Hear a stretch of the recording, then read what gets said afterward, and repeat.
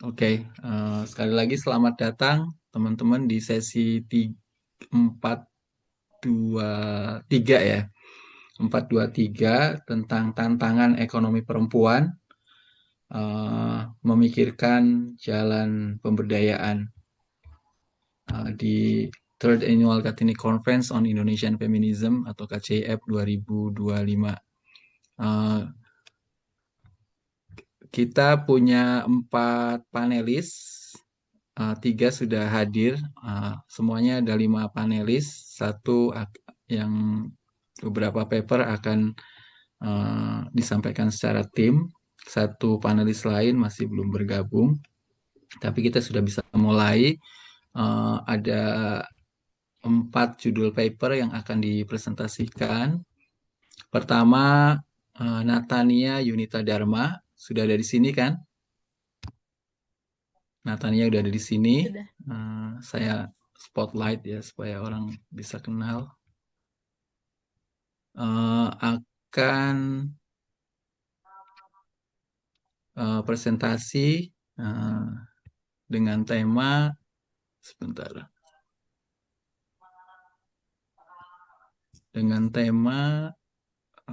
ketutup ini punya saya. Nanti presentasi dengan Ulfa Khaironi dan Alivia Putri Yudanti. Tema papernya adalah belenggu makan bergizi gratis terhadap perempuan pelaku usaha kantin, ancaman pemiskinan dan peminggiran perempuan dalam kebijakan negara. Yang kedua ada Bang Win Baktianur, sementara ini belum bisa bergabung, yang akan mempresentasikan paper berjudul Perempuan Minangkabau, Masihkah Memiliki Motivasi Wirausaha. Selanjutnya Agustina Dewi dari Universitas Jember akan menyampaikan presentasi berjudul Pendampingan Kader Perempuan Desa Karangbayat, Kecamatan Sumber Baru, Kabupaten Jember, menuju desa tematik pangan. Paper terakhir, analisis ketimpangan hak pekerja perempuan, studi kasus NGO dan swasta di Jabotabek, akan disampaikan oleh Tia Mega Utami dan Asti Aulia. Itu susunannya. Untuk membuat proses diskusi ini lebih efisien, kita langsung aja menyerahkan sesi pertama untuk presentasi pada Natania. Dan setelah ini proses diskusi akan di-lead oleh Mbak Valentina Utari atau Dr. Valentina Utari,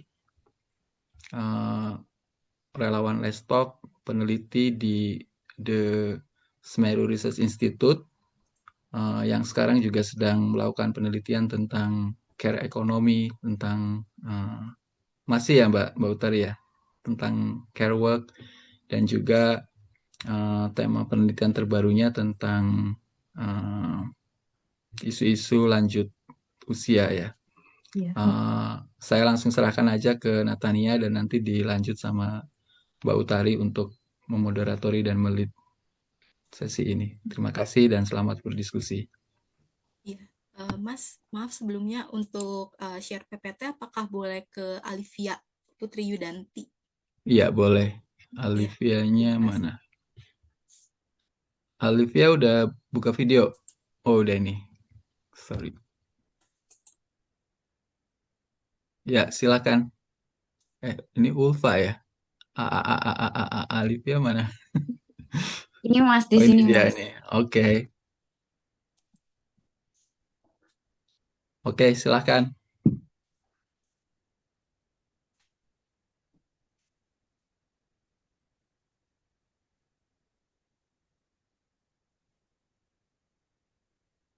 Iya, selamat pagi untuk Mas Farid, teman-teman presenter dan juga audiens semua yang sudah hadir pada kesempatan pagi ini. Di kesempatan hari ini kami akan menjelaskan hasil penelitian kami yang berjudul Belenggu Makan Bergizi Gratis terhadap Perempuan Pelaku Usaha Kantin, Ancaman Pemiskinan dan Peminggiran Perempuan dalam Kebijakan Negara. Saya mewakili teman-teman saya yang lain, ada Ulfa Khaironi dan juga Alivia Putri Yudanti akan mempresentasikan hasil penelitian kami. Next. Yang pertama, kami mulai dari pendahuluan, di mana MBG atau Program Makan Bergizi Gratis ini merupakan salah satu program prioritas nasional dalam pemerintahan Prabowo Gibran, di mana dalam kemunculannya itu menuai banyak sekali polemik. Dan dari mulai kasus keracunan massal, lalu bengkaknya anggaran, pengabaian terhadap pelaku usaha mikro, lalu tata kelola yang tidak transparan, dan lain sebagainya. Lalu dari hasil-hasil penelitian sebelumnya, itu penelitian ini masih berfokus pada kebermanfaatan program terhadap siswa gitu. Nah, di sini kami menarik satu kebaruan di dalam paper ini, yaitu untuk melihat dampak MBG terhadap perempuan pelaku usaha di kantin sekolah, di mana di sini kami melihat bahwa MBG itu tidak hanya untuk pemenuhan gizi pada awalnya, tetapi juga berkaitan dengan pengentasan kemiskinan, penggerakan ekonomi rakyat, di mana tujuan awalnya itu untuk ditujukan terhadap pemberdayaan ekonomi lokal. Nah, di sini kami mengangkat satu cerita, yaitu namanya Yanti, sebagai kepala keluarga yang kehilangan penghasilan akibat program makan bergizi gratis ini, di mana cerita Yanti ini mencerminkan bagaimana kondisi feminisasi kemiskinan yang dihadapi oleh perempuan. Perempuan itu justru jauh lebih rentan untuk kehilangan akses pendapatan dan juga sumber daya. Tapi ketika kita bicara soal feminisasi kemiskinan, itu tidak hanya bicara soal kerentanan kehilangan akses pendapatan maupun sumber daya terhadap perempuan gitu. Tetapi kalau mengacu pada salah satu tulisannya Sylvia Chan, bahwa feminisasi kemiskinan juga bicara soal peningkatan tanggung jawab dan kewajiban perempuan yang tidak disertai dengan hak dan akses. Lalu kami membaca fenomena kemiskinan, feminisasi kemiskinan ini melalui kacamata gagasan kritisnya Naila Kabier, di mana kebijakan MBG ini mendorong perempuan dalam poverty trap, di mana ketika kita bicara soal poverty trap, soal kemiskinan, itu dia tidak berdiri sebagai satu kondisi tunggal gitu, di mana dalam tulisannya Naila Kabier, kemiskinan ini dilihat sebagai dua sudut pandang. Yang pertama itu sebagai state, sebagai sebuah kondisi, dan juga sebagai sebuah proses gitu. Nah, kemiskinan sebagai sebuah proses ini juga salah satunya bisa disebabkan oleh policy induced shock gitu. Jadi kebijakan-kebijakan yang kemudian mengguncang dan tidak disertai dengan kesiapan perempuan yang akhirnya menyebabkan perempuan berada di dalam kemiskinan gitu. Nah, kerentanan perempuan ini juga berkaitan dengan timbulnya scissor effect atau efek gunting, di mana banyak perempuan-perempuan yang akhirnya karena dia tidak bisa beradaptasi, akhirnya memilih untuk bekerja di sektor kerja-kerja informal yang justru upahnya rendah gitu, dan itu yang kemudian terjadi pada perempuan pelaku usaha kantin. Nah, selain itu kami juga membahas melalui kacamata randomista di dalam program MBG yang juga merupakan gagasan kritis dari Naila Kabier gitu, terkait dengan pembangunan dan ekonomi. Next. Yang berikutnya ini landasan teorinya. Jadi kami berangkat dari teori feminisasi kemiskinan Naila Kabier, itu yang bicara soal kemiskinan sebagai sebuah kondisi dan sebagai sebuah proses gitu. Jadi kemiskinan tidak bisa dilihat sebagai satu kondisi tunggal, tetapi ada juga proses-proses yang membuat perempuan itu akhirnya terjebak di dalam kemiskinan. Lalu ada juga tentang guncangan akibat kebijakan, dan juga dampak guncangannya bagi perempuan yang menimbulkan scissor effect gitu akibat dari penyesuaian tersebut. Next. Yang berikutnya ini ada randomista. Ini salah satu gagasan kritisnya Naila Kabier juga, yang bicara tentang mengkritik salah satu pendekatan di dalam pembangunan, yaitu pendekatan RCT, di mana Naila Kabier itu menolak pernyataan kebijakan pembangunan yang seharusnya netral gender. Jadi ketika bicara soal pendekatan RCT ini, justru melihat kebijakan pembangunan itu seharusnya netral gender. Kebijakan pembangunan itu nanti akan beriringan dengan peningkatan kesetaraan gender. Tapi ketika kita melihat dalam kacamata feminis, justru kita percaya bahwa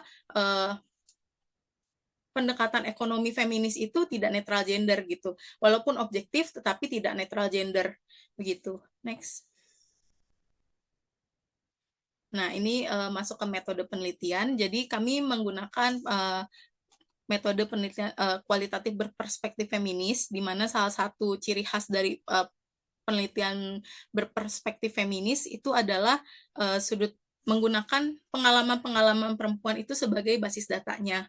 Lalu kami menggunakan tipe penelitian studi kasus, di mana kami mencari pengalaman-pengalaman perempuan tersebut dari data-data di internet gitu. Kenapa akhirnya kami memutuskan untuk menggunakan data internet? Karena salah satu yang menjadi refleksi metodologis kami pada saat penyusunan tulisan ini adalah kami cukup kesulitan dalam mencari informan, dan beberapa kali pun kami mendapat penolakan, sehingga akhirnya kami putuskan untuk menggunakan berita-berita daring yang memang di dalamnya itu menggunakan suara-suara perempuan gitu, yang kami ambil itu secara spesifik dari bulan Januari 2025 sampai Agustus 2025.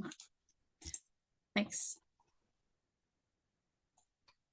Nah, sekarang masuk ke bagian hasil dan pembahasan. Jadi, MBG ini kami melihat program makan bergizi gratis itu sebagai kebijakan yang mengguncang. Kenapa akhirnya kami bisa kesimpulan bahwa MBG ini merupakan salah satu contoh kebijakan yang mengguncang gitu. Karena pada awalnya MBG ini memang tujuannya itu adalah untuk peningkatan gizi bagi anak-anak.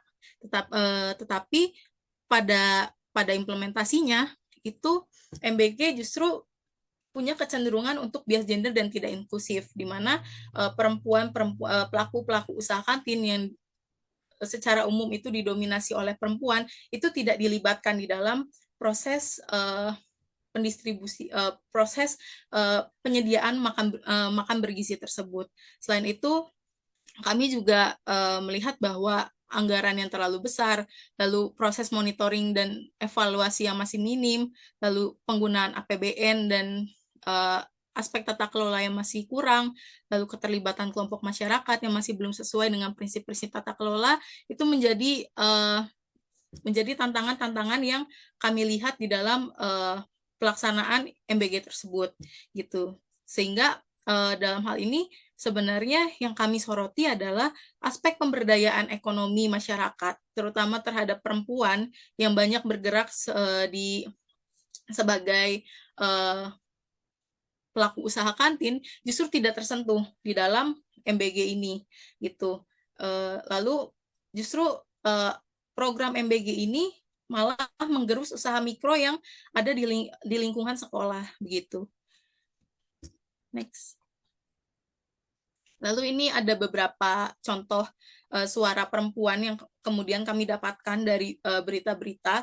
Yang pertama itu ada Desi yang memang mengeluhkan bahwa ada penurunan omset dari yang awalnya 1 juta itu bisa hanya 500.000 karena turun drastis hampir setengahnya, hampir 500.000.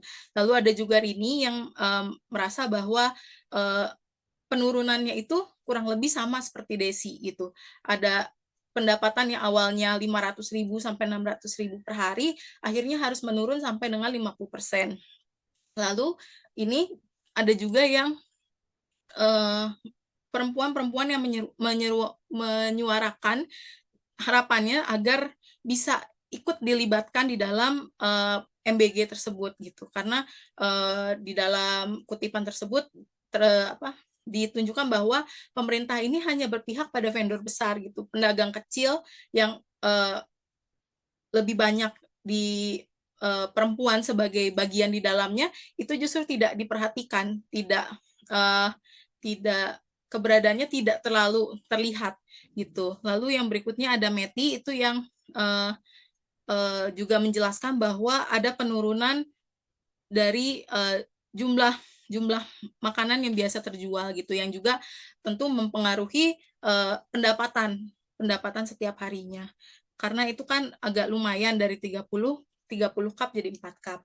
Lalu ini masuk ke next. Ini masuk ke analisis policy induced shock-nya. Jadi pelaku usaha informal itu merupakan kelompok masyarakat yang sebenarnya paling rentan terguncang dari penerapan kebijakan oleh pemerintah, di mana tadi sempat disinggung juga bahwa mereka-mereka ini sebagai, terutama jika kita bicara dalam konteks perempuan pelaku usaha kantin itu yang penghasilannya tidak menentu, lalu ketika ada MBG masuk, maksudnya di dalam konteks ada MBG masuk, mereka itu yang paling merasakan efeknya gitu. Nah, lalu yang Maaf, kami Natania, waktunya kurang 2 menit ya. Oh ya, lalu ada juga soal MBG yang akhirnya menempatkan perempuan pelaku usaha itu pada situasi lapis kerentanan yang paling bawah dan diabaikan dalam kebijakan. Next. Nah, ini juga gambaran dari kondisi perempuan pelaku usaha kantin. Next. Nah, ini karena kami menggunakan kacamata Kabir, jadi ini ada kemiskinan secara state dan proses.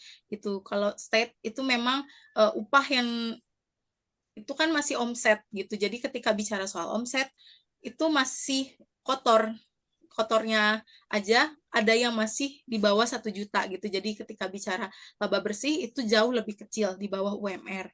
Lalu ada juga kemiskinan secara proses di mana pekerja informal lain itu rentan karena tidak ada payung hukum serta harus beradaptasi dengan menu jualan tapi pendapatannya itu tidak signifikan dan akhirnya harus pasrah dengan keadaan gitu. Next. Nah, ini perempuan pelaku usaha kantin dalam program makan bergizi gratis. Jadi memang pendekatan yang digunakan itu adalah pendekatan top down yang akhirnya meminggirkan pelaku-pelaku usaha kantin karena suara-suara mereka itu akhirnya tidak terdengar dan akhirnya mereka tersisihkan. Lalu ada program makanan bergizi gratis itu sebagai kebijakan netral gender yang tidak inklusif gitu. Ketika bicara soal pendekatan ini menggunakan randomista yang melihat bahwa kebijakan pembangunan itu seharusnya netral gender, inilah hasilnya gitu. Kita bisa lihat dari makan bergizi gratis sebagai kebijakan netral gender yang akhirnya suara-suara perempuan yang sangat rentan untuk berada di dalam posisi miskin itu tidak terdengar gitu. Jadi lalu kami juga menyoroti bagaimana tidak adanya solusi dari negara gitu. Kalau misalnya teman-teman bisa lihat yang di bold itu keterangan dari Hasan Nasbi yang menunjukkan bahwa ya kalau mau jualan ya silahkan, tetapi jual makanan sehat. Nah, pertanyaannya adalah apakah perempuan-perempuan ini punya kapabilitas, punya modal untuk berjualan makanan-makanan sehat gitu. Itu yang kemudian perlu dipertimbangkan, tetapi pernyataan Hasan Nasbi sebagai perwakilan negara ini hanya berhenti sampai situ, tidak ada benar-benar solusi yang ditawarkan oleh negara. Next. Silakan wrap up ya, Natania. Waktunya udah habis soalnya. Oh ya, next lagi aja. Ya, jadi untuk menutup presentasi kami hari ini kesimpulan dan rekomendasi yang bisa kami sampaikan. Begitu memang program makan bergizi gratis itu masih belum bisa memberikan kebermanfaatan bagi perempuan gitu. Karena program makan bergizi gratis ini mencuri ruang penghidupan perempuan, terutama perempuan sebagai pelaku usaha kantin. Sekian presentasi dari kami. Terima kasih. Terima kasih banyak Natania yang sudah menyampaikan analisis yang tajam di Natania bersama dengan Ulfa dan Alivia ya. Ini perspektif yang cukup berbeda dan penting sebetulnya untuk kita dengar karena selama ini ketika kita bicara tentang program MBG, berita yang beredar dan tersirkulasi terus-menerus banyak mengulik tentang bagaimana anak-anak keracunan atau guru-guru yang menjadi dapat tambahan beban yang sangat berat ketika ada program MBG dan sosialisasi yang hampir bisa dibilang tidak ada dari kebijakan yang top down ini. Dan Natania dan kawan-kawan mengulik sesuatu yang sangat penting bahwa ternyata program ini mencuri, tadi dibilangnya gitu ya, mencuri atau mencurangi penghidupan perempuan penjajah kantin. Bahkan tadi highlight yang terakhir menurut saya menarik ya. Tidak hanya mereka dicurangi atau dicuri ketika berusaha mendapatkan penghidupan melalui menjajakan makanan melalui kantin, tetapi mereka juga dilekati oleh stigma tadi oleh Hasan Nasbi. Dibilang bahwa kalau mau jualan ya boleh, tapi mesti jualan yang sehat dong. Padahal kita tahu sendiri melalui berbagai berita juga bahwa MBG juga belum tentu jelas itu kandungan gizinya. Baik, terima kasih banyak sudah raising membuat kami menjadi lebih aware atas isu ini, Natania, Ulfa, dan Alivia. Dan kita sekarang masuk ke pembicara kedua. Sudah ada di ruang Zoom? Sudah, Bang Win ada di sudah sini. ya? Bang Win Baktianur dari Universitas Islam Negeri Imam Bonjol dengan presentasinya yang berjudul Perempuan Minangkabau Masihkah Memiliki Motivasi Wirausaha? Bang Win, silakan boleh share screen, nanti saya pasang timernya 15 menit ya.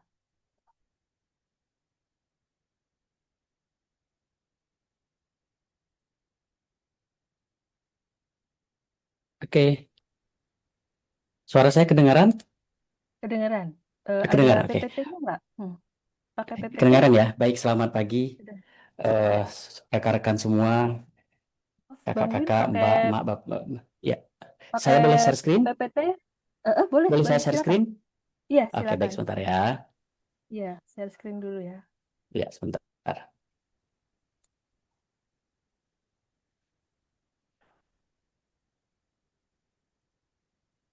Ya, ini saya. Oke, sebentar. Sudah kelihatan belum ya? Belum, masih started share screen, masih proses udah? kayaknya. Belum, masih proses. Nah, udah. Udah, Tolong baik. dibikin slideshow ya. Sebentar. Nah, ya itu. Oke. Mm-mm. Saya pasang timernya. Silakan, Bang Oke, Win. sudah bisa saya mulai? Sudah, silakan. Oke, baik. Assalamualaikum warahmatullahi wabarakatuh. Selamat pagi, kakak-kakak, abang, mas semua yang telah hadir di sini. Mohon maaf, presentasinya super datar, tidak ada sama sekali karena saya memang betul-betul lupa. Terima kasih ke Mas yang panitia, Mas lupa saya tadi, yang sudah menghubungi saya untuk presentasi. Kalau tidak, saya betul-betul lupa. Mohon maaf ya, sehingga sangat sangat sederhana. Baik, saya izin. Tema yang saya ambil itu adalah perempuan Minangkabau masihkah memiliki motivasi berwirausaha. Nah, hal ini karena secara umumnya kita itu memandang bahwasanya perempuan itu tidak dapat bagi sebagian orang, tidak dapat sebagai penggerak roda perekonomian. Walaupun pada kenyataannya tidak sedikit perempuan itu justru menjadi tulang punggung keluarga sebagai pekerja maupun sebagai wirausaha. Nah, bagaimana dengan perspektif masyarakat Minangkabau? Bahwasanya untuk Sumatera Barat, terutama Minangkabau, perempuan itu memang di rumah. Ibaratnya perempuan itu dalam adatnya disebut sebagai penghias rumah gadang. Jadi mereka memang untuk di rumah mengurus anak, kedatangan keluarga dari suami, mengurus keluarga suami, menghadiri acara-acara adat dan lain sebagainya. Namun ternyata terjadi pergeseran yang mana saat ini sudah sangat banyak perempuan yang menjadi pengusaha. Saya rasa sebahagian kita ada yang mengenal Ibu Nurhayati Subakat, pemilik Paragon dengan produk yang sangat banyak dipakai sekarang, yaitu Wardah. Nah, jadi paradigma itu ternyata mengalami pergeseran. Nah, wanita wirausaha atau wirausaha perempuan itu adalah mereka yang memulai usaha dengan tujuan menggabungkan peluang. Mereka memiliki visi yang hebat, berorientasi bisnis, memiliki ketekunan yang tinggi, dan bersedia mengambil resiko. Data menunjukkan jumlah perempuan yang menekuni wirausaha di Sumatera Barat sebanyak kurang lebih 30.000 orang. Data ini diambil dari program pelatihan yang dilaksanakan oleh Dinas Koperasi bekerja sama dengan beberapa instansi pemerintahan di tingkat wilayah Provinsi Sumatera Barat, yang mana telah melaksanakan pelatihan sebanyak 110.000 orang, yang mana sekitar 75%-nya adalah laki-laki dan sekitar 25%-nya adalah perempuan. Maka dapat dikatakan jumlah wirausahawan di Sumatera Barat saat ini kurang lebih 30.000 orang. Tujuan dari penelitian ini adalah ingin melihat apakah perempuan Minangkabau itu masih memiliki motivasi untuk menjalankan profesi sebagai wirausaha. Nah, penelitian ini itu menggunakan alat ukurnya adalah Entrepreneurial Motivation Scale yang dikembangkan oleh Bauda and Grau dan kawan-kawan pada tahun 2016. Yang mana dimensinya itu adalah independence dan autonomi, kemudian extrinsic motivation, kemudian ada family security, dan juga intrinsic motivation. Jumlah responden pada penelitian ini ditetapkan sebanyak 220 orang. Kenapa? Karena jumlah populasi realnya itu memang tidak diketahui, hanya diperkirakan saja jumlahnya kurang lebih 30.000 orang. Maka karena keterbatasan untuk pengambilan data, maka saya hanya menemukan data sebanyak 220 orang. Di sini data yang terbuang itu adalah 6 kuesioner atau nilai 6 responden karena tidak lengkap mengisi. Jadi yang bisa digunakan itu hanya 220 orang. Nah, hasil penelitiannya ternyata perempuan etnis Minangkabau ini atau suku Minangkabau ini masih memiliki wirausaha yang tinggi. Ini membuktikan bahwa budaya materialisme dan budaya pengusaha yang kuat di Sumatera Barat memunculkan banyak perempuan yang akhirnya memutuskan menjadi pengusaha. Walaupun secara adat mereka itu tidak tetap harus mengikuti prosesi-prosesi adat. Kemudian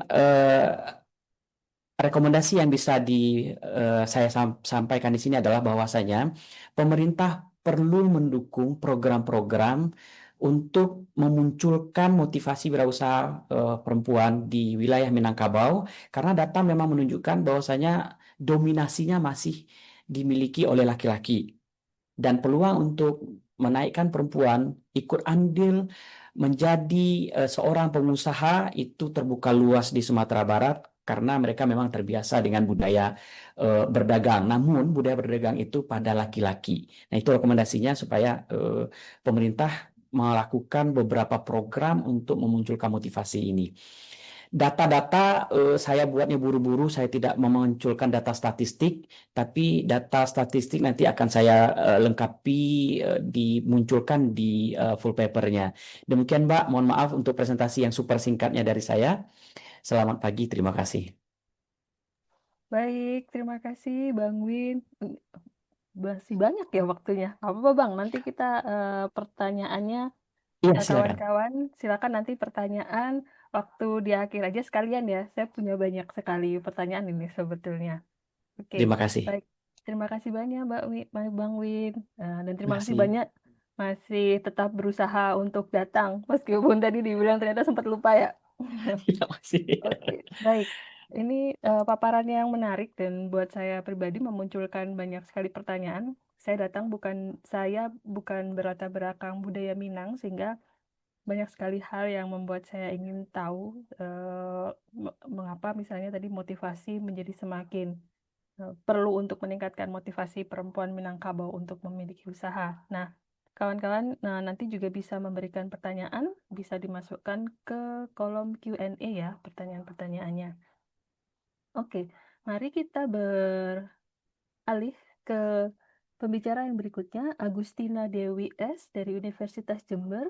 Sudah ada di ruang Zoom kan? Sudah, Mbak. Oke. Ya, Kak Agustina akan membawakan tema pendampingan kader perempuan Desa Karangbayar, Kecamatan Sumberbaru, Kabupaten Jember, menuju desa tematik pangan. Oke, sekarang kita masuk lagi nih ke pangan. Benar. Oke, sebentar. Saya sebentar saya share screen. Oh, apakah saya bisa Dapat jadikan akses. co-host sehingga saya bisa share screen ya untuk akses? Oke. Bentar, Mas Farid yang bisa.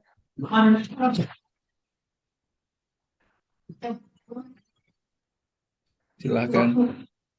Silakan, Oke, terima kasih. Terima kasih. Sebentar. Hmm.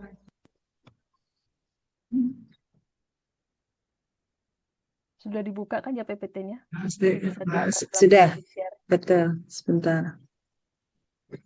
Oke.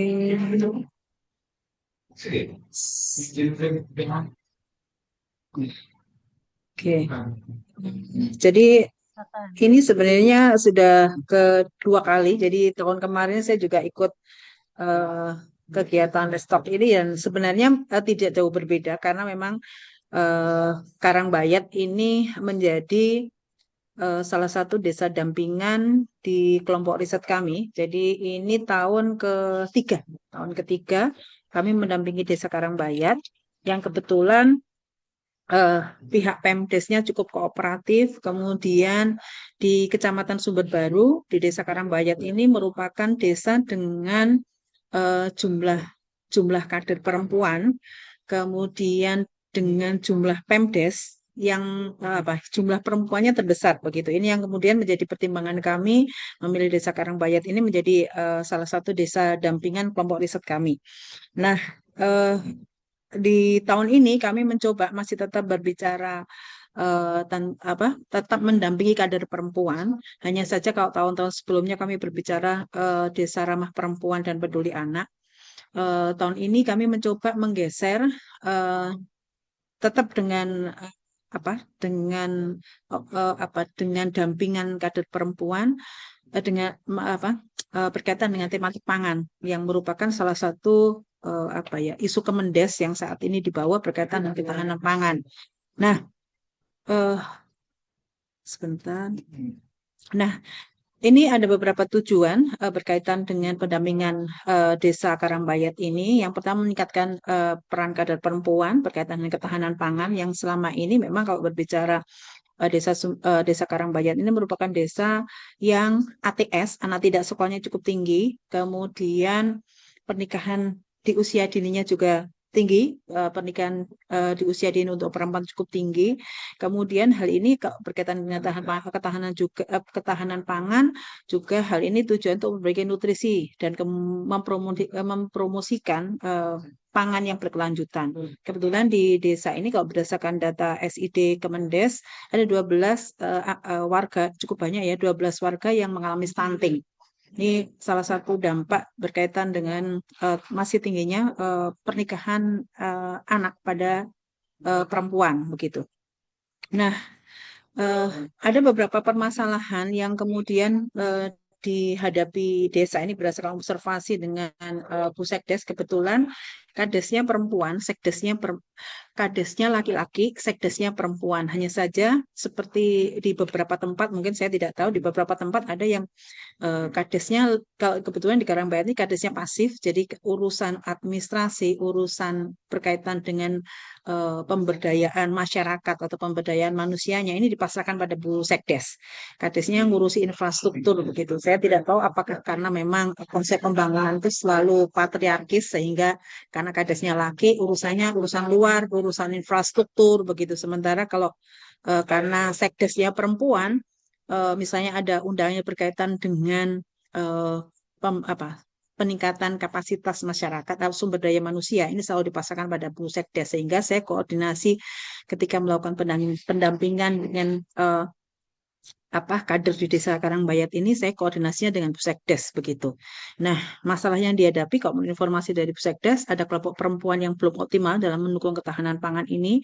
Kemudian juga rendahnya penganggaran dana desa untuk ketahanan pangan lebih banyak pada infrastruktur begitu. Mungkin sama dengan desa-desa lain yang ada di Kabupaten Jember karena mindset yang dibangun dana desa itu lebih banyak untuk pembangunan infrastruktur sementara untuk pembangunan yang non infrastruktur ini sangat sedikit penganggarannya begitu.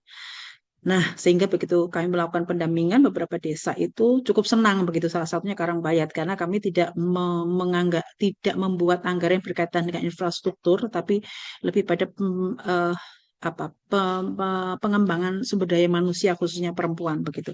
Kemudian minimnya suara perempuan dalam perencanaan desa meskipun di Desa Karangbayat itu perangkat desa, kemudian perangkat desa, kemudian eh, kadernya ini banyak perempuan, tapi dalam perencanaan desa suara mereka sangat minim begitu, karena posisi-posisi kunci itu ada di laki-laki, sehingga suara perempuan dalam perencanaan desa ini sangat minim begitu, sama dengan desa-desa yang lain yang ada di Kabupaten Jember. Nah, kemudian beberapa kegiatan yang kami lakukan berkaitan dengan pendampingan ini, kami melakukan pemetaan potensi pangan, kemudian optimalisasi peran kelompok perempuan di sektor pangan, kemudian kami melakukan FGD dan rencananya pelatihan UMKM ini memang masih rencananya nanti sekitar bulan Oktober kami laksanakan. Nah, dalam FGD ini, maaf. Nah, dalam ini tadi yang sudah sempat saya sampaikan, ada beberapa masalah dan potensi yang kami lakukan. Jadi identifikasi masalah itu yang tadi saya sampaikan, jumlah demografi bonus, sebenarnya ini salah satu potensi di Desa Karangbayat. Bonus demografi perempuan di Desa Karangbayat ini sangat banyak, lebih banyak daripada laki-laki, kira-kira begitu. Jadi jumlah perempuan di atas usia 10 tahun itu lebih banyak perempuan daripada laki-laki. Kalau di bawah 10 tahun itu lebih banyak laki-laki daripada perempuan. Tadi yang saya sampaikan juga, terdapat 12 penduduk yang mengalami stunting. Kemudian ada beberapa rekomendasi berkaitan dengan ketahanan pangan ini yang ada di SID Kemendesa. Ini ada 11 rekomendasi yang ini sangat mungkin untuk dilakukan perempuan berkaitan dengan apa pengembangan rumah pangan desa dengan memanfaatkan pekarangan rumah. Yang ini kalau di rekomendasi itu untuk penanaman obat, kemudian sayur dan buah. Memang ini memanfaatkan stereotip perempuan juga ya, stereotip perempuan yang diletakkan di wilayah domestik ini yang kemudian menjadi salah satu potensi yang kami anggap sebagai potensi untuk pengembangan ekonomi, kemudian juga pengembangan pangan, kira-kira seperti itu. Ada beberapa lagi kegiatan yang kami lakukan untuk pendampingan ini, kami membuat semacam FGD. Nah, pada waktu FGD ini, saya beserta teman-teman membawa kader desa, kemudian Pemdes yang sebagian besar perempuan, anggaplah 90% perempuan, hanya 10% aja yang laki-laki. Kami bawa ke desa Ledo Ombo. Di sana ada tanoker yang kemudian saya ingin mereka belajar di sana, melakukan FGD di sana, kemudian mereka juga belajar bagaimana mereplika kegiatan-kegiatan yang sudah dirintis oleh Mbak Cici CS, Mbak Cici dan Mas Supo CS untuk direplika di Desa Karangbayat. Karena ini sangat mungkin apa yang dilakukan teman-teman di Tanekar, sekolah eyang-eyang, sekolah Bu Ibu itu untuk direplika di desa yang selama ini desa Ledo Ombo sendiri belum banyak mereplika kegiatan-kegiatan yang dilakukan oleh teman-teman Tanekar itu untuk kegiatan desa, untuk ditarik ke desa dengan menggunakan penganggaran desa. Nah, ini harapan kami beberapa saat yang lalu kami melaksanakan FGD di Desa Ledo Ombo agar mereka bisa mereplika kegiatan-kegiatan yang telah dilakukan oleh teman-teman di Ledo Ombo itu untuk ditarik di Desa Karangbayat dengan menggunakan dana desa. Mungkin itu saja yang bisa saya sampaikan. Mungkin lebih banyak pada diskusi nanti akan lebih menarik begitu. Terima kasih, Mbak Valentina. Baik, terima kasih banyak Mbak Agustina. Menarik sekali ini. Ternyata ini sudah ke tahun ketiga mendampingi Desa Karangbayat. Terus tahun lalu sudah presentasi juga di KCIF ya Mbak? Ya, Kami betul. jadinya dapat update ini dari tahun ke tahun gimana perkembangan Desa Karangbayat dan terutama capaian-capaian kita kan harus seperti halnya semangat feminisme ya Mbak, merayakan kemenangan-kemenangan kecil dari ibu-ibu dari Desa Karangbayat ini. Jadi tadi permasalahan yang saya sempat highlight itu perempuan terpinggirkan lebih banyak mengerjakan kerja-kerja yang memang dilekatkan pada perempuan secara sosial dan itu distrukturkan juga ya di rekomendasi SID Kemendes ternyata bahwa mereka Betul, melakukan kerja-kerja perawatan. Tapi kalau saya betul. juga lihat ini menarik selain semacam dikurung hanya untuk ngurusin kerja perawatan, tapi malah berusaha merebutnya menjadi ruang untuk beraktivitas. Oke, pertanyaan silakan nanti disiapkan untuk Q&A teman-teman sekalian. Lalu kalau saya baca code of conduct, bisa juga nanti mengajukan pertanyaan dengan raise hand. Sekarang kita beralih dulu ke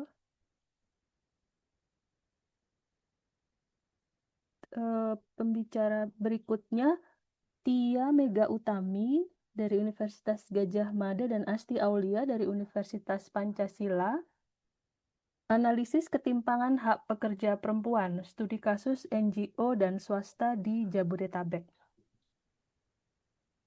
Ini yang Ya, akan presentasi.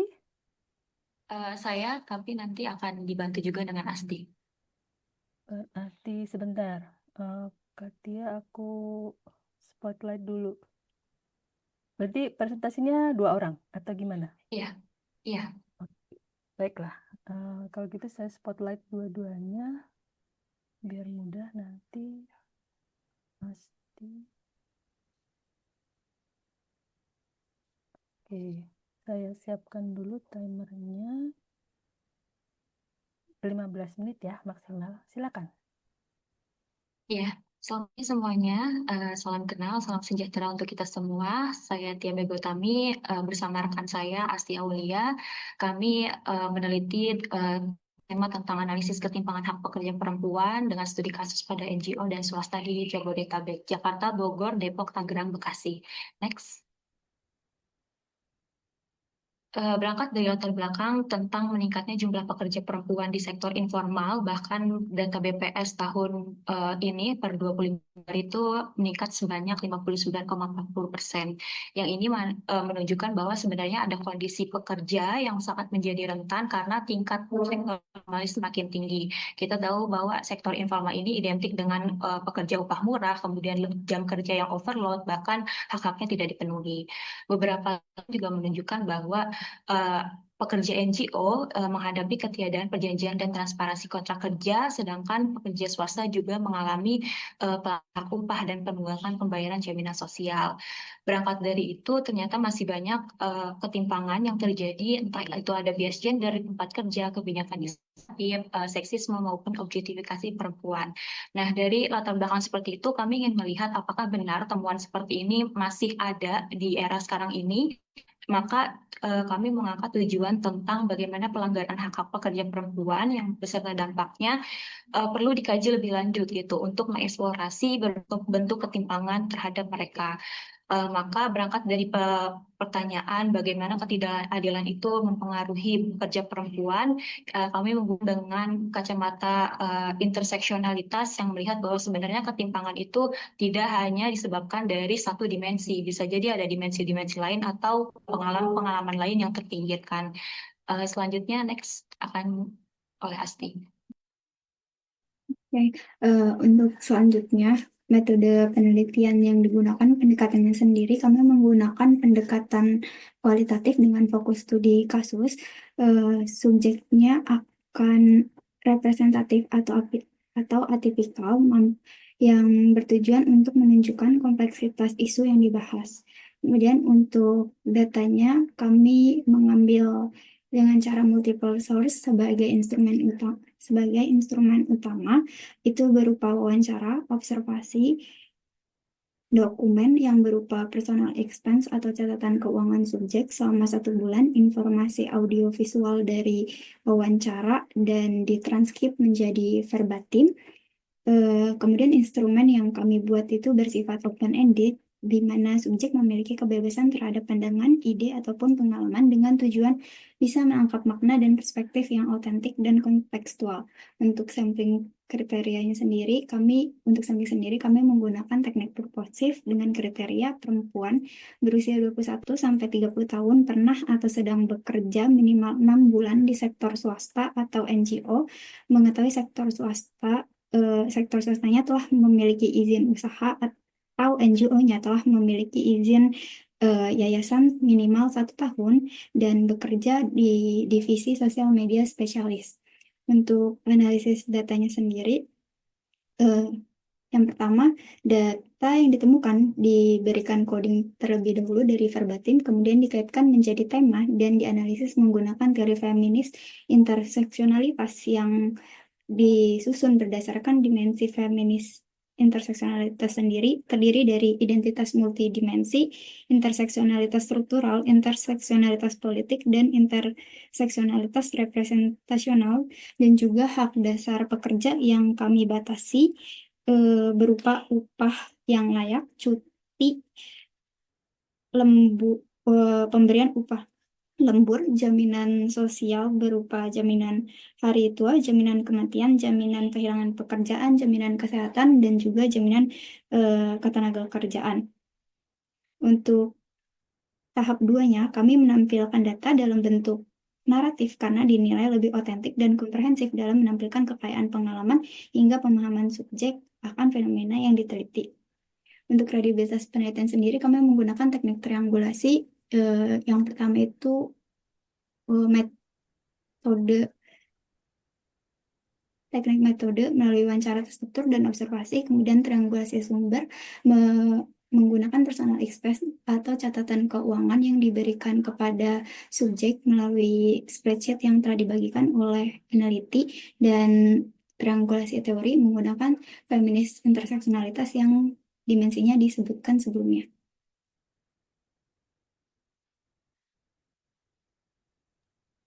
Untuk selanjutnya ada proses pengambilan data.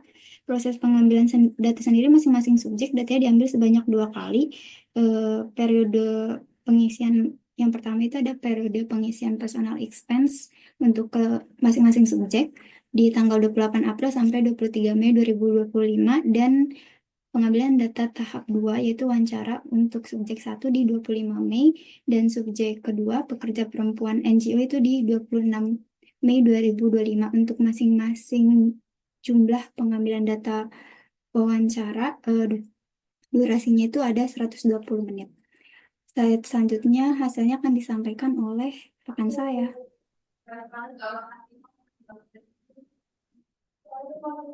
Next.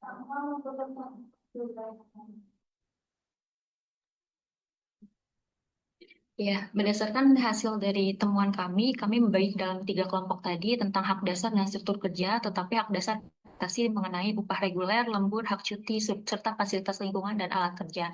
Sedangkan struktur kerja ini kami batasi dengan beban kerja, promosi, dan juga pelatihan.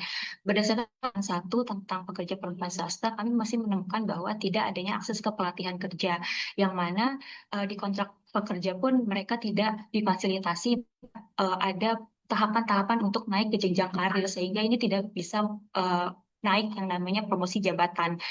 Bahkan minimnya sosialisasi kerja juga berdampak pada hak cuti yang terbatas dan upah lembur yang tidak dibayar.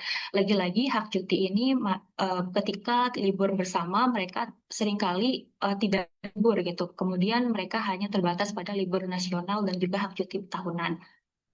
Kemudian tidak bisa juga menjadi pegawai tetap yang tadi karena tidak ada perlindungan jaminan atas jenjang karir yang pasti, dan juga tidak ada fasilitas daycare, laktasi, konseling, bahkan dominasi dari struktur kerjanya itu masih didominasi oleh laki-laki.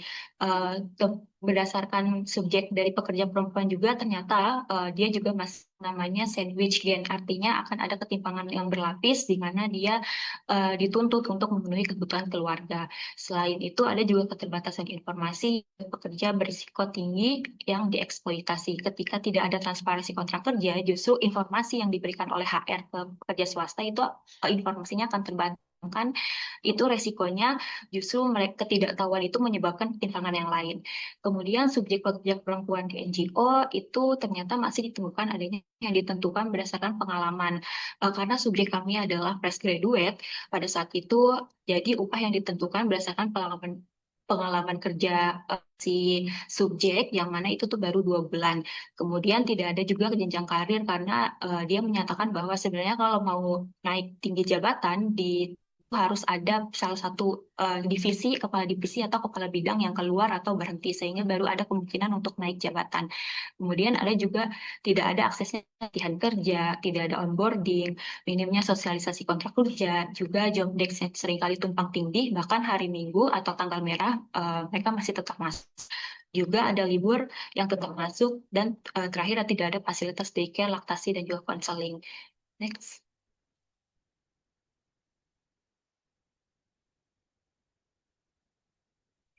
Ini adalah gambaran perbandingan data personal expense subjek kami, di mana bulanan yang diterima pekerja swasta memang standar UMR, tapi pekerja NGO ini masih di bawah standar UMR.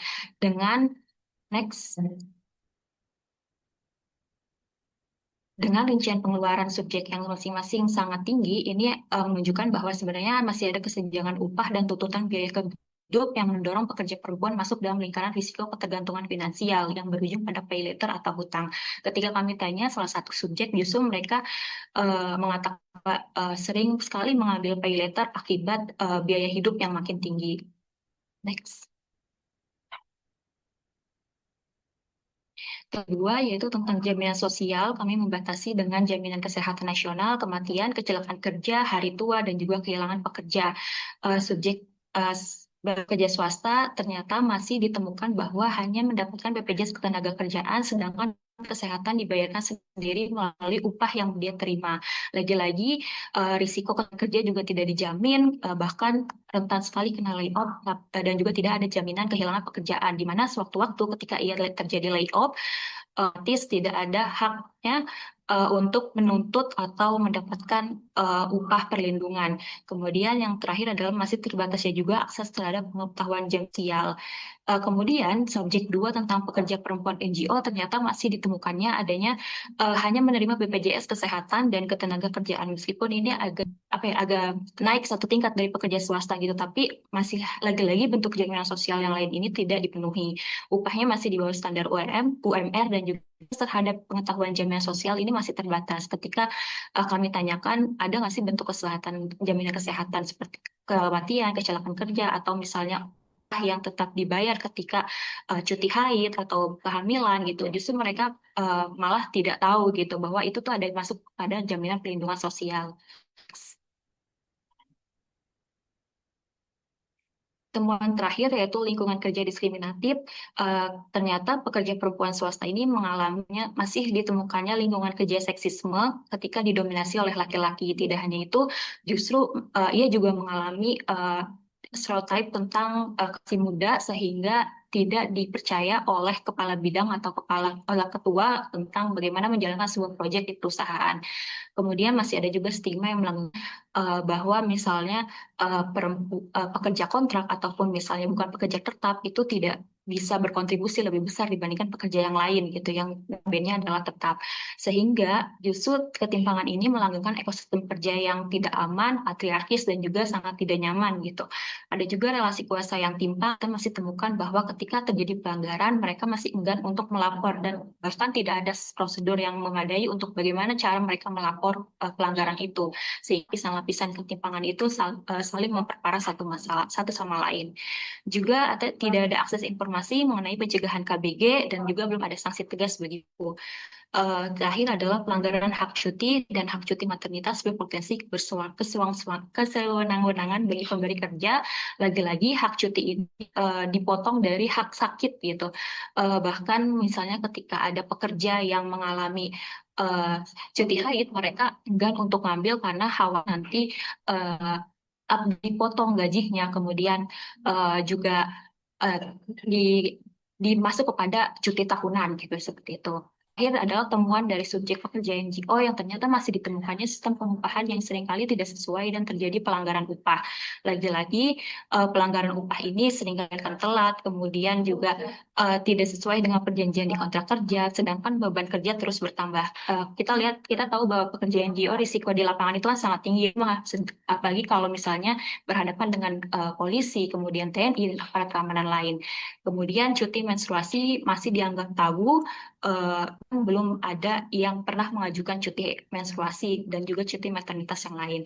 Kemudian eksploitasi pekerja magang atau volunteer masih ditemukan di sana. Ternyata ada perbedaan antara pekerja kontrak dengan magang dan volunteer. Kalau pekerja kontrak tuh mereka masih tetap dibayar per bulan, tapi kalau pekerja magang dan volunteer tuh mereka sama sekali tidak dibayar, dan justru masih tetap dibebankan pekerjaan meskipun 1 minggu 3 kali, tapi penghargaannya itu hanya diberikan berupa sertifikat atau misalnya kopi untuk meningkatkan skill, seperti itu. Yang terakhir adalah justru NGO yang kami teliti ini adalah mengedepankan prinsip tentang hak-hak kesehatan dan pemenuhan hak asasi manusia, tapi mencerminkan nilai-nilai yang mereka perjuangkan justru berbanding terbalik ketika kami tanyai salah satu subjek yang bekerja di situ. Next. Nah, kesimpulan dari pemaparan kami tentang bagaimana interseksionalitas saling bersinggungan satu sama lain, justru hak ketimpangan atau ketidakadilan pekerja perempuan ini tidak hanya didasarkan pada satu dimensi karena ia adalah seorang perempuan, tapi lapisan-lapisan lain yang saling mempengaruhi satu sama lain. Kami membaginya ke dalam 3, tentang lapisan pertama yang paling dalam itu identitas personal, menyangkut seperti gender, agama, status, kemudian pendidikan, dan juga keluarga. Yang lapisan kedua ini adanya tatanan sosial yang kita tahu masih lekatnya budaya patriarki, kemudian adanya ketimpangan kelas dan relasi kuasa, di mana laki-laki merasa lebih power dibandingkan perempuan, dan itu ternyata masih ada di lingkungan kerja. Kemudian yang terakhir adalah ternyata itu semua ada sistem hegemoni global yang masih melekat di pasar tenaga kerja kita. Kita tahu neoliberalisme yang saling fleksibilitas hubungan kerja melalui undang-undang cipta justru melanggengkan ketimpangan itu sendiri, gitu. Misalnya melalui pekerja kontrak, PKWT, atau dipersulit untuk menjadi pekerja tetap. Lagi-lagi kapitalisme yang orientasi terhadap kepentingan nilai pasar, kemudian modal, ketika misalnya pekerja mau ngambil cuti, mereka kan pasti akan ngerasa bahwa rugi kalau misalnya nggak masuk 1 hari gitu, karena nanti akan menurunkan daya pemasukan perusahaan. Bahkan warisan-warisan seperti feudalisme, kolonialisme itu juga melekat di lingkungan kerja. Nah, kami lihat bahwa sebenarnya pengalaman ketimpangan hak pekerja perempuan justru harus dipahami sebagai akumulasi dari berbagai ketidakadilan yang berlapis dan beririsan. Mungkin itu saja dari kami. Kurang lebihnya mohon maaf. Terima kasih. Terima kasih Katia dan Kak Asti yang sudah tepat waktu ya waktu presentasinya. Dan ini adalah isu yang sangat penting untuk kita bahas tentang ketimpangan hak pekerja perempuan. Menarik sekali tadi ketika membandingkan kawan-kawan membandingkan perempuan pekerja di perusahaan swasta dan di NGO. Lalu tadi ada highlightnya yang sangat menohok, yaitu prinsip NGO yang menjunjung tinggi keadilan justru ternyata tidak bersikap adil pada pekerja-pekerjanya. Dan masih banyak pelanggaran-pelanggaran yang dilakukan seperti tidak ada informasi dan juga tidak dilakukan pemenuhan hak-hak, contohnya hak cuti menstruasi ya, jadi akhirnya malah tidak tahu bahwa itu sebetulnya adalah hak dari karyawan. Oke, saya lihat sudah ada banyak sekali pertanyaan, ada 8 pertanyaan di sini.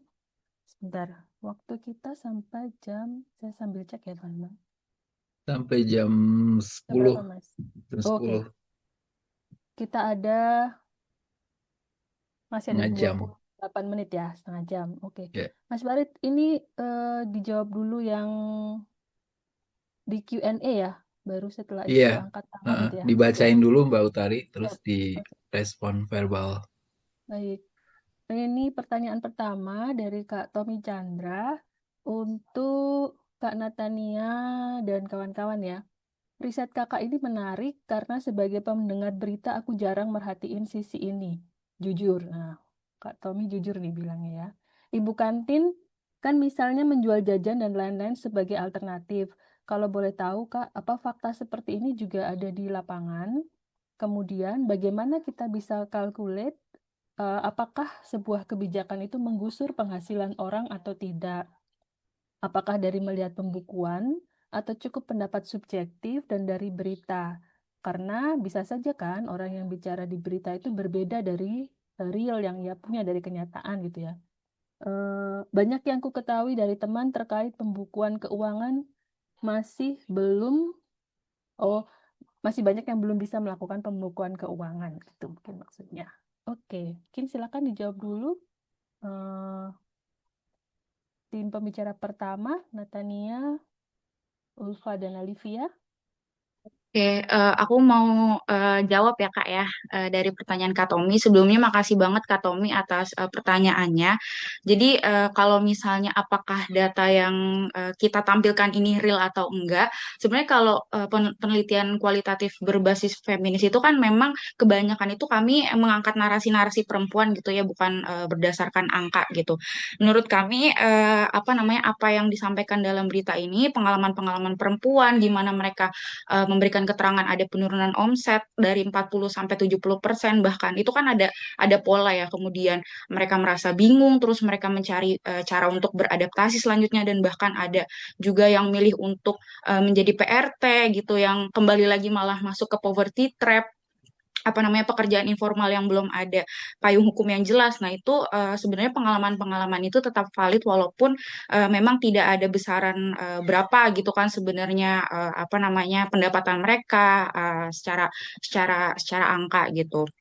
Nah, kemudian apakah ada subjek atau dari berita itu mungkin perempuan yang pedagang kantin itu secara dia itu jadi jualan cuman jadi alternatif gitu. Nah, kami tidak menemukan itu dalam berita gitu, tapi melihat dari pengalaman-pengalaman perempuan yang memiliki kerentanan berlapis-lapis, kayak misalnya tadi kisahnya Bu Yanti, dia adalah perempuan kepala keluarga, dia harus menghidupi keluarganya, tapi dia bingung ketika omsetnya turun dan akhirnya memilih untuk beralih menjadi PRT.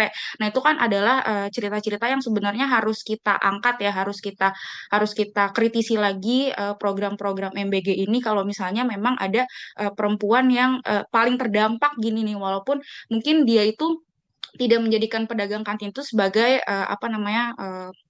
pekerjaan alternatif dia gitu. Itu kita bisa membaca bahwa memang pedagang kantin ini adalah pekerjaan utama dia gitu kan. Gitu sih Kak Chandra. Kemudian kalau untuk masalah pembukuan secara rinci, nah itu justru yang perlu kita kritisi gitu, bahwa inilah tugas pemerintah gitu pada akhirnya ketika mereka ingin merumuskan program MBG. Kalau misalnya pedagang perempuan kantin mungkin tidak memiliki kemampuan yang lebih advance gitu ya, seperti warung-warung lainnya yang bisa melakukan pembukuan, ini tugas pemerintah gitu ketika mereka sebelum merumuskan program MBG, kalau misalnya mereka belum bisa mengkalkulasi berapa pendapatan pedagang kantin yang terdampak ini, itu tugas mereka untuk memberikan pelatihan pembukuan, untuk mendata gitu penghasilan mereka itu sebenarnya berapa sebelum mereka merumuskan kebijakan MBG ini gitu sih Kak. Kalau melihat dari proses pembukuan, karena menurut kami tanpa ada pembukuan pun keterangan dari mereka yang mengatakan ada omset turun, kemudian merasa bingung, itu sebenarnya sumber yang valid, dan itu bisa jadi titik berangkat dari sebelum pemerintah itu merumuskan program MBG. Harusnya dengan seperti itu aja bisa jadi trigger untuk mereka sih untuk merumuskan kebijakan yang lebih inklusif itu. Terima kasih. Baik, terima kasih sekali Alivia atas jawaban yang menurut saya sangat komprehensif.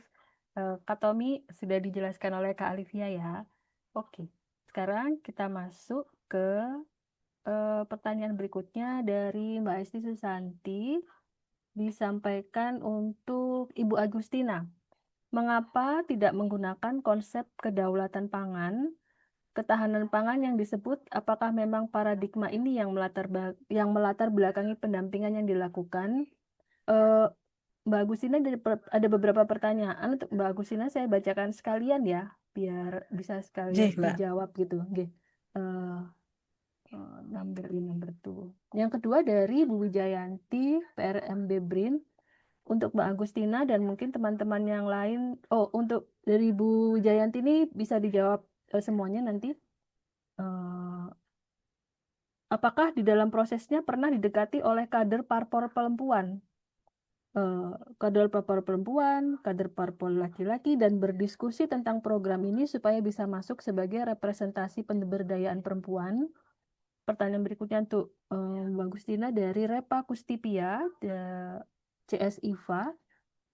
Pertanyaannya adalah, program ketahanan pangan ini, apakah langsung bisa mereduksi keuangan ibu-ibu rumah tangga dalam pengeluaran belanja pangannya? Bagaimana untuk penambahan keanggotaan? Apakah menjadi geliat yang meningkat atau stagnan? Terima kasih.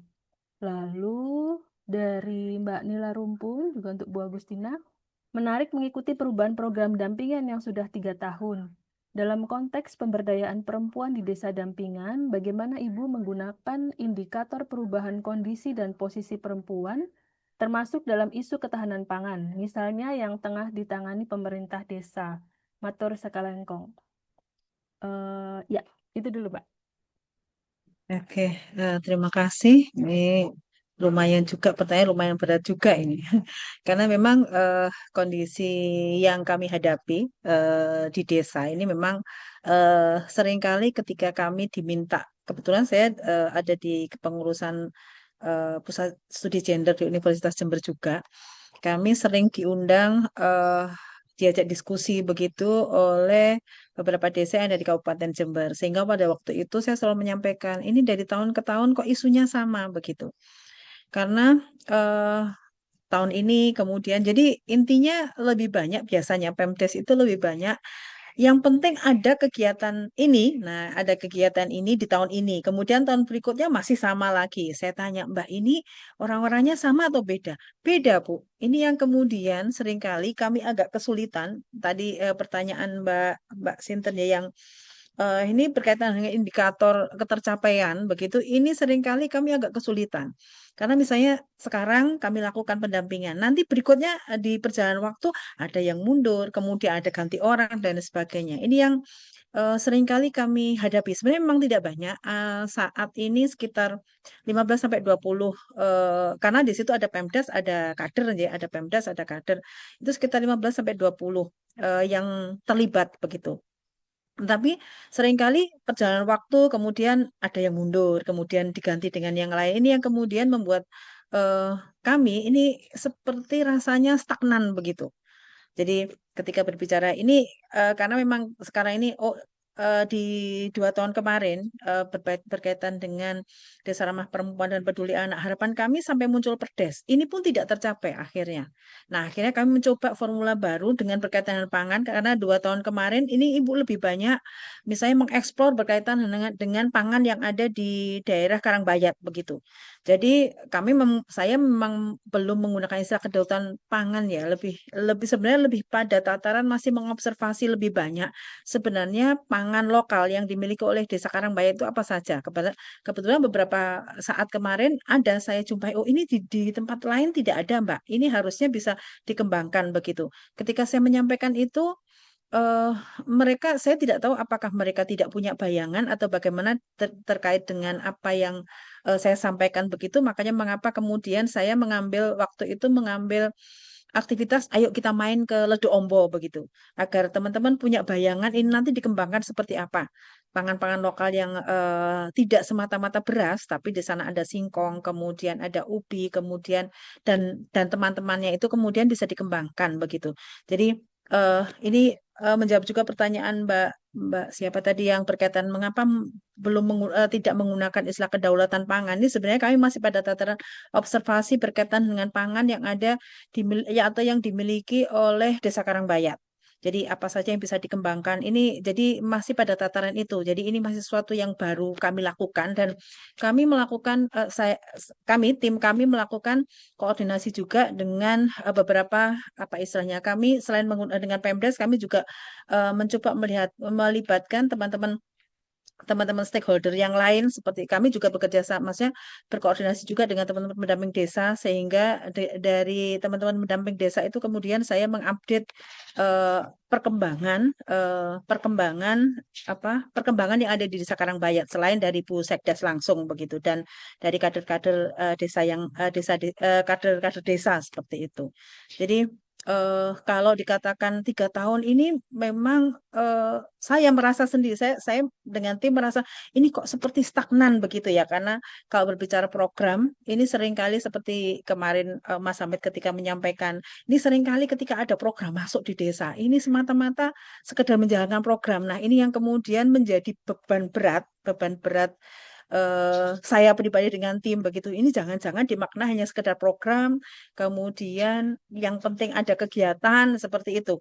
Ini yang sampai sekarang saya belum belum bisa mengatakan bahwa ada berkaitan dengan indikator ada kenaikan yang krusial. Saya merasa sangat sangat apa ya istilahnya eh, belum sampai di situ lah. Masih saya justru melihatnya masih kok stagnan, hanya memaknai teman-teman kader, teman-teman eh, Pemdes ini hanya memaknai bahwa ini yang penting ada kegiatan begitu. Memang ada pengetahuan-pengetahuan baru yang bisa kami sharingkan dengan teman-teman ya. Tapi kalau berkaitan dengan kenaikan yang krusial, ini yang saya saya merasa belum begitu. Mungkin itu Mbak Valentina. Oke, Mbak Agustina, terima kasih atas responnya, sangat komprehensif. Jadi deg-degan juga ya Mbak, ini sebetulnya mendampingi kok kayaknya stagnan gitu ya, padahal sebetulnya sudah Betul. panjang sekali yang dilakukan dan banyak. Oke, kita beralih dulu nih ke pertanyaan berikutnya. Untuk ini, timnya, oh masih ada yang, untuk Nadia dan kawan-kawan, ternyata maaf tadi saya kelewat yang bagian ini. Dari Mbak Nila Rumpun, eh, bolehkah mengelaborasi lebih lanjut atas rekomendasi Anda mengenai penggunaan pendekatan gender dan development dalam desain, operasionalisasi, dan mengukur dampak MBG? Terima kasih. Mungkin bisa dijawab dengan singkat ya, Nadia dan kawan-kawan. Iya. Terima Iya, kasih untuk baik. pertanyaannya. Jadi memang awal paper kami ini melihat bahwa masalah di MBG ini ada di kebijakannya. Dimana kalau misalnya kita dibedah menggunakan konsep randomista yang dijabarkan oleh Naila Kabir, kita melihat bahwa kebijakan pembangunan ini seringkali itu netral gender gitu ya, akhirnya membuat kebutuhan-kebutuhan perempuan itu tidak terjawab, sehingga kami mengusulkan itu agar mengintegrasikan gender and development gitu di dalam kebijakan ini. Kenapa gender and development? Salah satunya adalah gender and development itu adalah menggunakan data terpilah gitu antara perempuan dan laki-laki, sehingga kita bisa mengidentifikasi secara lebih rinci, secara lebih jelas apa saja kebutuhan perempuan di dalamnya, apa saja memang perempuan inginkan dari sebuah kebijakan begitu. Kurang lebihnya begitu, Mbak. Terima kasih. Terima kasih ya. Ini tadi Nadia yang bicara. Sorry nggak kelihatan. Ah ya, Natania. Oh, kenapa ditulisnya Nadia? Maaf, maaf. Thank you banget atas penjelasannya ya, Natania. Oke, kita sekarang beralih ke ada pertanyaan untuk Bang Win Baktianur dari Kak Nila Rumpun. Mohon dijelaskan, Bang Win, mohon dijelaskan lebih jauh mengapa penelitian yang mengukur motivasi kewirausahaan perempuan Minang menjadi relevan dalam konteks kekinian. Apakah ada secara intrinsik peran yang diharapkan atau dilekatkan kepada perempuan Minang secara spesifik, termasuk dalam konteks kekinian? Terima kasih. Silakan Bang Win. Ini pertanyaan saya juga tadi, penasaran jadinya. Bang Win masih di ruang Zoom? Masih sih, tapi nggak tahu kemana tuh. Lu. Oke, mungkin Bang Win sedang ambil jeda. Ini aja dulu pertanyaan untuk saya bacakan, sorry ya, agak terganggu di sini. Ya. Pertanyaan untuk Kak Tia Mega Utami dari Repa Kustipia, CSIFA. Saya pernah merasakan dampak cipta kerja sebagai peneliti ketika masih bergabung dengan NGO besar, dan jaminan pekerja yang mengalami PHK memiliki hak atas jaminan kehilangan pekerjaan dan BPJS Ketenagakerjaan yang memberikan manfaat berupa uang tunai sebesar 60% gaji selama 6 bulan, tidak bisa dicairkan atau malah tidak ada kalau di daerah. Apakah pada penelitian ini ada kasus PHK atau rentan PHK, namun ada jaminan-jaminan pasca PHK? Lalu Kak Repa bilang saat ini saya sudah kembali menjadi peneliti independen, setidaknya lebih lega dan bebas. Terima kasih. Silakan Kak Tia Mega Utami dan Kak Asti Aulia untuk merespon. Iya, terima kasih, Kak.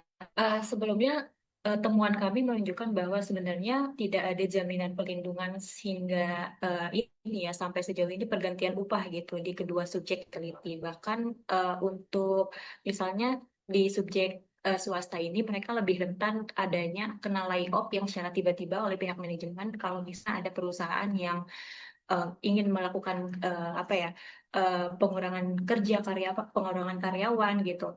Kemudian di satu sisi kan tadi dijelaskan meskipun ada peningkatan di sisi NGO sensitivitas tentang pelindungan ya ada jaminan ketenagakerjaan, tapi di satu sisi masih ada di ini nggak ada jaminan bahkan untuk jaminan ketenagakerjaan, jaminan kesehatan, itu hanya dibayarkan melalui upah yang udah mereka terima langsung dari perusahaan. Harusnya idealnya itu langsung dari perusahaan dibayarkan. Nah, ini juga kan semakin adanya fleksibilitas pasar tenaga kerja yang timpang itu justru memperparah bagi mereka yang status kontraknya pekerja kontrak, kemudian PKWT, PKWTT, apalagi sekarang kan dari yang formal ke diinformalkan gitu. Misalnya kayak pegawai PNS ya, kita tahu bahwa banyak sekali dari pekerja PNS kemudian ada pembukaan PKWT, PKWT. Justru itu adalah dampak dari fleksibilitas yang diterapkan oleh Undang-Undang Cipta Kerja. Lagi-lagi kalau misalnya ngomongin jaminan sosial itu seminim mungkin fasilitas yang diberikan oleh perusahaan atau pemberi kerja kepada pekerja. Tapi ketidaktahuan informasi bagi si pekerja itu justru menambah lapisan-lapisan itu. Kalau kami lihatnya bahwa sebenarnya sangat disayangkan ketika tidak ada serikat pekerja, baik itu di swasta maupun di NGO, sehingga lapisan mereka itu semakin dalam gitu. Mungkin Asti akan silakan. Ya. Terima kasih Kak Repa buat pertanyaannya. Benar setuju sama yang dibilang sama rekan saya kalau sebenarnya nggak ada jaminan buat pekerja NGO mendapatkan JKP. Untuk tes tadi yang kita ambil itu datanya, si subjek merupakan pekerja di NGO yang sudah memiliki donatur, di mana berarti skala NGO-nya udah medium, tapi sebenarnya faktanya ada lebih banyak lagi NGO-NGO kecil yang akhir-akhir ini marak banget muncul gitu ya, karena yang dimiliki sama beberapa student-student yang sekolah di luar negeri. Nah, NGO-NGO yang kecil ini karena tumbuhnya semakin marak, dia juga secara nggak langsung mengeksploitasi generasi-generasi muda yang mau mencari pengalaman tanpa dibayar, dan otomatis juga mereka nggak akan mendapatkan JKP karena ya mereka nggak punya donatur. Terus kalau NGO itu dari segi perizinan yayasannya terbatas buat memiliki usaha, jadi memang itu depends banget sama ukuran NGO-nya ini udah seberapa lama dan seberapa banyak si donaturnya ini mau mengucurkan biaya. Gitu sih. Thank you Kak Repa. Terima kasih sudah merespon dengan baik Kak Hasti dan Kak Tia. Kita lanjut dulu ke pertanyaan untuk Bang Win. Bang Win, kuulang lagi ya. Mohon dijelaskan lebih jauh mengapa penelitian yang mengukur motivasi kewirausahaan perempuan Minang menjadi relevan dalam konteks kekinian. Apakah ada secara intrinsik peran yang diharapkan atau dilekatkan pada perempuan Minang secara spesifik termasuk dalam konteks kekinian? Silakan, Bang. Oke, baik. Terima kasih Mbak Valentina dan rekan-rekan semua. Mohon maaf tadi tidak sempat merespon. Baik, terima kasih untuk pertanyaannya Kak Nila. Langsung saja, sebenarnya penelitian mengenai motivasi wirausaha perempuan Minangkabau ini masih sangat relevan ya untuk diukur.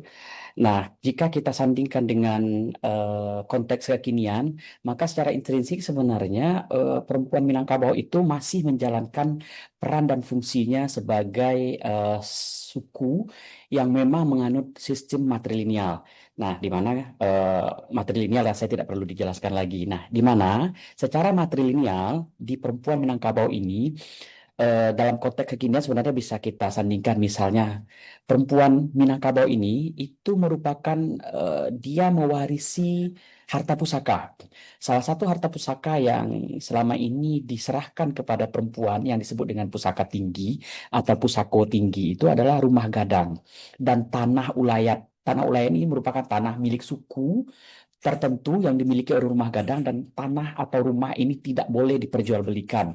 Hanya 2 syarat bisa diperjualbelikannya. Pertama, mayat terbujur di rumah, artinya tidak ada biaya untuk proses penguburan, untuk kain kafan dan lain sebagainya. Yang kedua adalah anak daro dipersunting orang. Artinya apa? Anak daro ini adalah gadis yang dipersunting oleh orang, tidak ada biaya untuk pernikahan, maka harta pusaka yang diwariskan itu boleh dijual atau digadaikan. Nah, biasanya digadaikan dalam bentuk emas. Nah, di suku Minang itu ada mengenal istilah gadai emas. Jadi digadaikan misalnya sepetak sawah digadaikan katakanlah 50 gram gitu. Nah, diuangkan. Maka penggantinya adalah nilai yang berlaku pada saat mau mengembalikan atau mau menebus emas itu. Nah, ini ya yang pertama. Yang kedua adalah perempuan itu adalah dia pengatur rumah tangga dan dia memegang simbol adat, di mana di sini kita mengenal istilah limpape rumah nan gadang. Artinya apa? Bahwasanya perempuan itu dalam keluarga Minangkabau, apabila dia sudah menikah, maka dia punya fungsi utama menjaga keharmonisan, keutuhan, dan keberlangsungan keluarganya. Jadi tanpa ada perempuan, maka harta waris itu biasanya sudah akan menjadi perebutan gitu. Nah, ini secara sosialnya.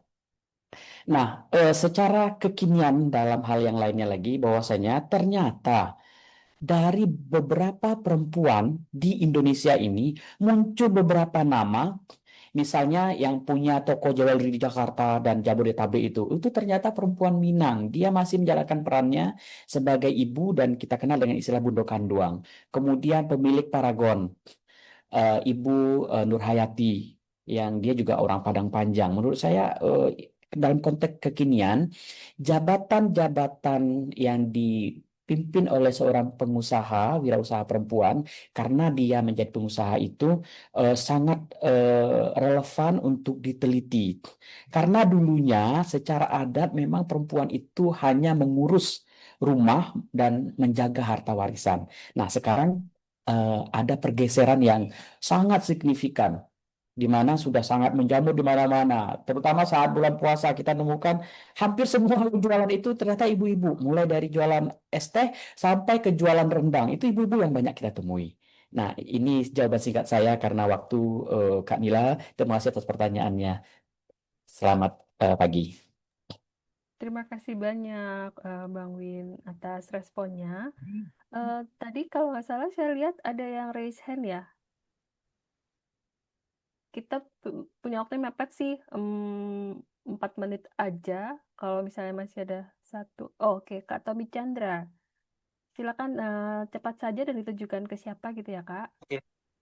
Kepada Ibu yang tadi sharing soal yang pertanian. Aduh, lupa. Yang mana? Sorry. Yang Yang pertanian, kelompok tani kelompok. Desa Karangbayat. Iya. Yang sorry, Oke. saya kerja soalnya kan.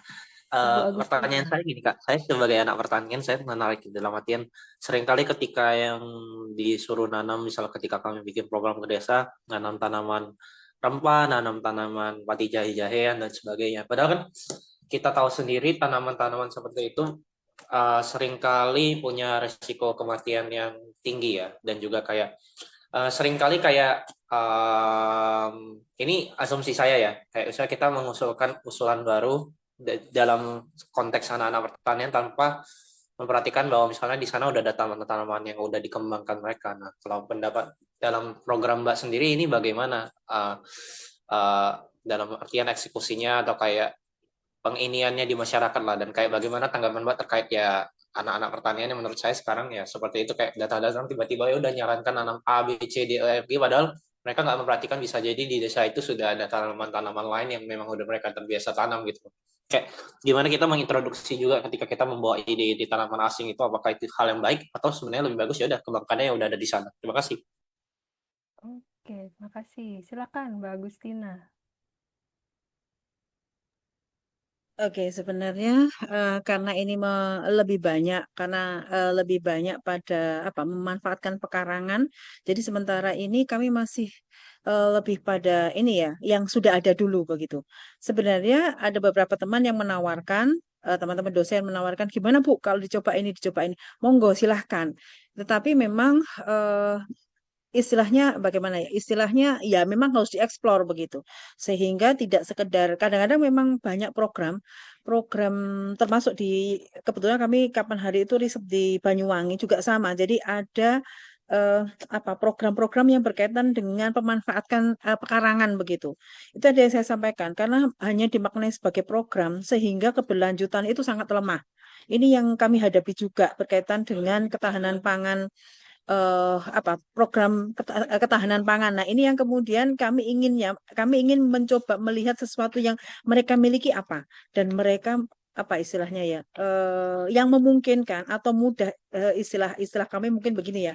Pokoknya bibit itu ditanam gitu aja bisa hidup begitu. Ini harapan kami, ya, tentu berkaitan ini memang harusnya melibatkan teman-teman pertanian. Nah, seringkali alumni kami sendiri, mahasiswa-mahasiswa yang dari pertanian, mereka tidak mau kembali ke desa. Ini yang seringkali kami hadapi. Sehingga kami harus menarik beberapa teman yang dari pertanian itu untuk mencoba mengeksplor. Ini kira-kira dengan tanah seperti ini atau misalnya itu tadi yang memungkinkan untuk bibit itu ditanam, nggak usah perawatan yang rumit, kemudian bisa tumbuh begitu. Karena ibu rumah tangga itu kan bukan berarti mereka tidak punya pekerjaan begitu. Sehingga harapan kami sebenarnya tadi Mas Tommy tadi menyampaikan ini kalau ada sesuatu yang baru itu bagaimana selagi itu memungkinkan dan prospeknya memang bagus cocok dan lain sebagainya itu dari berbagai macam observasinya memungkinkan, menurut saya kenapa tidak begitu. Ini kalau menurut saya seperti itu kan. Tapi saat ini yang kami lakukan masih pada tataran observasi pendampingan berkaitan untuk pemetaan itu ya. Apa yang mereka mungkin lakukan, apa yang mereka miliki, apa yang mungkin mereka lakukan, kemudian kendala-kendala yang mereka hadapi. Kalau misalnya ini tadi nanti mungkin tahap berikutnya kalau kami tawarkan sesuatu yang baru misalnya sebenarnya ada teman-teman yang menawar, gimana Bu, jangan nandur itu aja. Gimana kalau nyoba melon? Waduh ini Pak, kalau melon ini agak susah ini. Ibu-ibu kira-kira punya Susah, Bu. waktu nggak untuk makanya itu saya ditawari ya, pakai anu Bu, pakai apa itu Mas yang pakai pakai model panel surya itu. Jadi nggak usah nyiramnya, nggak usah anu bisa. Waduh Mas, ini ibu-ibu memungkinkan nggak? Mereka itu, maksud saya ibu rumah tangga bukan berarti pengangguran. Itu yang saya sampaikan. Makanya saya coba sesuatu yang, kalaupun sesuatu yang baru, itu tadi tanam bisa tumbuh begitu tanpa perawatan yang rumit. Kalau hanya nyiram dan lain sebagainya memungkinkan seperti misalnya menggunakan air apa itu kalau kalau di masyarakat tradisional kami itu kan menggunakan air leri ya. Leri itu air beras itu, air Beras. cucian beras itu yang kemudian, nah ini yang memungkinkan ya tangki tingkatannya maksimal itu dah, jangan yang di atas itu. Kalau di atas itu tadi seperti melon. Ada yang menawarkan gimana Bu kalau melon, gimana kok kalau durian sana tempatnya saya begitu. Jangan, sudahlah yang kira-kira memungkinkan yang bisa mereka panen dalam waktu pendek sehingga bisa meningkatkan. Tadi juga ada pertanyaan sebenarnya, maaf saya lupa, berkaitan dengan ini, sudah berimpact belum pada pada perempuan, ekonomi perempuan. Nah, ini ya masih sekedar yang olahan berupa singkong dan lain sebagainya itu aja yang impact-nya bisa mereka rasakan meskipun mungkin belum sangat krusial ya. Itu begitu Mas Tommy. Mungkin Mas Tommy dan teman-teman suatu saat boleh deh main ke tempat kami yang kemudian siapa tahu nanti bisa membantu ibu-ibu di sana untuk meningkatkan ini tadi berkaitan dengan ketahanan pangan yang ada di desa Karangbayat, karena ini kan desanya secara potensi tanah oke, tapi tingkat kemiskinannya masih cukup tinggi. Begitu. Terima kasih Mbak Christine atas responnya yang sangat komprehensif dan menurut saya justru memberikan highlight yang sangat kuat untuk panel 424 ini, yaitu tantangan ekonomi perempuan memikirkan ruang pemberdayaan, bagaimana membuat perempuan berdaya ketika mereka aktif secara ekonomi. Dan tadi betul juga, menjadi ibu rumah tangga itu bukan berarti nggak ngapa-ngapain loh ya, 24 jam itu banyak sekali yang harus diurusi. Tadi kita bicara mulai dari perempuan yang biasanya menjual makanan di kantin yang tergeser ruang penghidupannya karena MBG.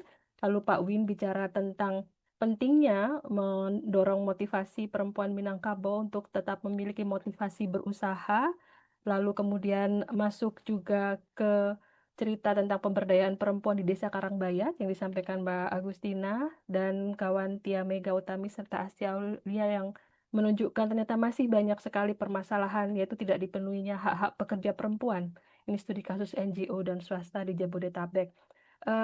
Saya akhiri dulu panel ini. Terima kasih banyak. Saya tidak sempat membaca di chat, tapi tadi ada interaksi yang sangat baik sekali melalui chat. Terima kasih banyak, sudah sangat penuh gairah dan semangat ya berbicara dan berdiskusi, bertukar pikiran di sesi ini.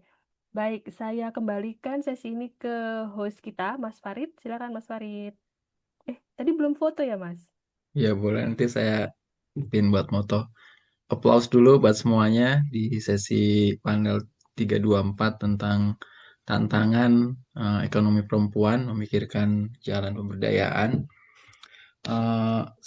Sebelum ditutup, saya ingin mengundang teman-teman yang hadir di sini untuk foto bersama dulu ya, supaya bisa didokumentasikan dan izin nanti kalau fotonya dipublish di sosial media. Silahkan buka kamera buat yang berkenan. Saya hitung sampai 3, kita cuma punya satu layar. 1, 2, 3. Satu lagi buat backup. 1, 2, 3. Oke, terima kasih banyak. Jangan lupa setelah sesi ini ada 2 sesi lain yang berbarengan. Salah satunya saya jadi host lagi untuk diskusi tentang ekstraktivisme transisi energi. Jadi silahkan bergabung setelah ini di sesi selanjutnya. Sekali lagi terima kasih kepada tim panel tentang tantangan ekonomi perempuan ini. Selamat sampai ketemu di sesi yang akan datang. Sampai jumpa. Saya tutup ya. Terima kasih. Terima kasih.